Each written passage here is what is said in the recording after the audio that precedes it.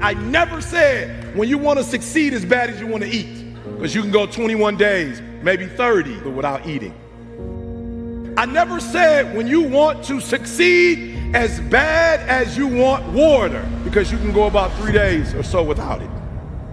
I said when you want to succeed as bad as you want to breathe, then you'll be successful. And so one of the things I want to do for you as an educator today, you don't necessarily need better skills per se.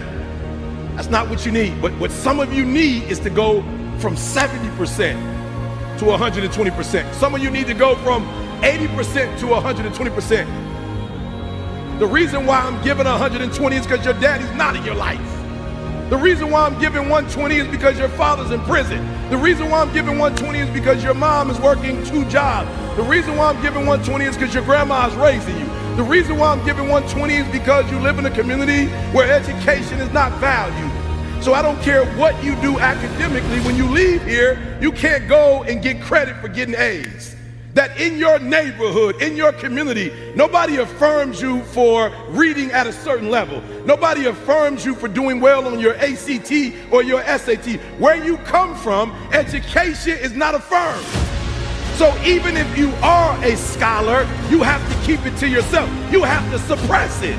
So the reason why I give 120 is because your daddy's not there to give 80, and your mama's too tired to give 100. And your grandma is washed out, so she's giving 50. And y'all do that little stuff about you gonna eat, but y'all ain't got no doggone motor. You get tired quick. You practice for 1 or 2 days, you roll out. You do a couple hours, you tired. But yet you compete against people right now, that's their lifestyle. And you think they about to let you take their lifestyle? I don't want to do it as much as I want to eat. I don't want to do it as much as I need to drink. I want to be the best in the world as bad as I want to breathe. I want to be the Michael Jordan of education. I want to be the LeBron James of education. And I ask you the question. I ask you the question today, are you giving 120? I never said when you want to succeed as bad as you want to eat. I never said when you want to succeed as bad as you want water.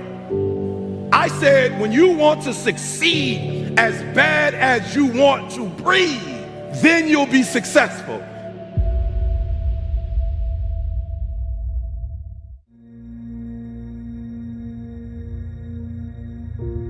I told my professor, what happens if I fail? He said, what happens if you pass? I said, but what happens if I don't get it? What happens if I put in all these years and it don't work out? He said, but what happens if you put in all these years and you get it?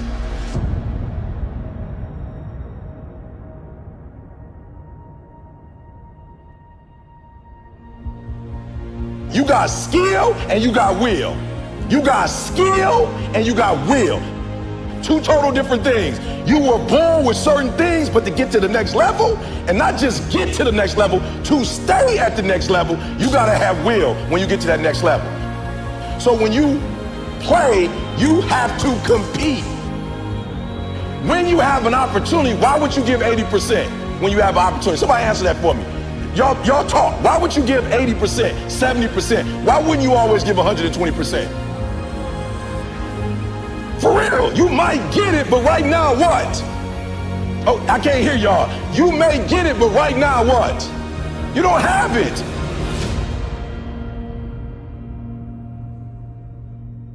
You have nothing to fear. Guys, you already overcame all kind of stuff. Because a lot of you don't see that what's going to take you to that next level that's going to separate you from everybody else, because you got to have something that separates you. What's going to separate you from everybody else? Right? I don't know what that is for you, but just talk about it. When you hear my videos, one of the things you notice that separates me from everybody else, I don't do what in any of my videos? I don't curse. You've never seen me cuss before. You've never seen me drink before. You've never seen me smoke.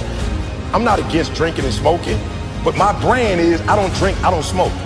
What are you going to do to separate yourself? Like, I do things to separate myself from everybody else. The passion that I have when I speak, the grind that I have when I do what I do. What are you going to do to separate yourself? People you're not even going to be hanging out with. All I want to hear is eat. They grinding like they never grind before. Johnny, I want to hear they out there handling that rock like E. They monsters, E. They like freaks out here, E. Like they going hard, E. That's all I want. What's some more stuff that's keeping you from doing what you're supposed to do? I love it.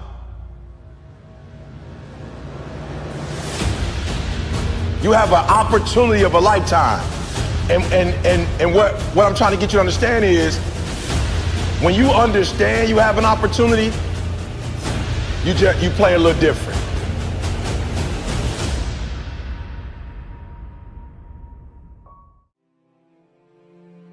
I wasn't successful because of who I was. Like, in a lot of y'all, for real, here's what you gotta stop doing. You hold people to the fire when they don't do what they're supposed to do, but you give yourself a pass. Like, and you gotta stop doing that. Like, I see in this generation, people will let their kids get away with stuff that I know you wouldn't let nobody else's kid get away with. But sometimes when you're so close to something, you don't treat it you don't treat it real.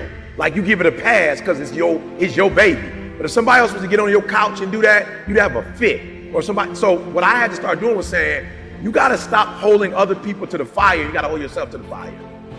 And I realized that without a schedule, I was the one that was messing up my life. And I realized I needed a schedule because I wasn't the brand to get me where I wanted to go, if that makes sense. Like, that version of Eric Thomas would never make me a 1%er. I realized that. So when I sat down with Warren Buffett, 3 things that blew my mind. I never really realized where his money came from. So the first thing I did was I was like, yo, his money comes from investments. Well, what happened was, when he was 12 years old, his father gave him his first grand and let him make an investment. So I realized he's not getting up early in the morning just to get up in the morning. What he says he does is he reads. He doesn't just read books. That's not what he does. He reads financial reports. So this dude was telling me he read a financial report of General Motors in 1964. And I'm thinking, like, why would you be reading? It's 2014. He was reading the document, the financial, listen to me. He's a financial genius. What was he reading? Finances. For real, y'all be coming up to me like, yo, E, what you reading? Why? You trying to be a motivational speaker? You trying to be the next Martin Luther King? You trying to be the next Mother Teresa? Why are you trying to read what I'm reading? Like, what are you trying, like, you trying to impress somebody? Why are you reading what I'm trying to read if you're not trying to be me?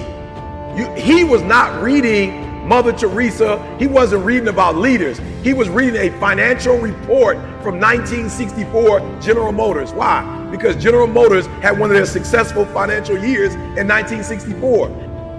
And so he was looking for the clues of what were they doing specifically in 1964 that can be duplicated in 2014. That's what he was looking for. So a lot of you getting up early because ET get up early, but you getting up early for no reason. You just up early.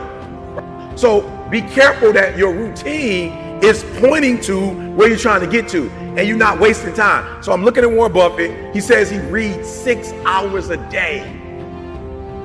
He reads financial documents 6 hours a day. That's the first thing he does, 7 days a week, 6 hours. But watch this, you go, ooh. When you read something for 6 hours times 7, that's 42 hours, right? That's 42 hours a week, right? I don't know how many hours that is a year, but guess why he makes the best financial decisions? Because all he's doing is financial stuff. That's, he putting in 10,000, 20,000, 40,000, 50,000 hours. If you're gifted in 3 areas, then that means you're gonna have to get 30,000 hours just to be like basically a master. But what if you did one thing and got 30 hours of information in just that one area? You guys got 10,000 in 3 different areas. So while you got 10,000, I got 40, 50,000 in one area. What? Speaking. And guess what the disc is? The disc is still going further into personalities. It's still the same exact thing. So I'm putting more hours on top. So the routine is important because eventually it's going to make you a beast in one particular area. That's why you need a routine, because you can't trust yourself not to get off track. That routine is going to keep you on track and make you a 1%er.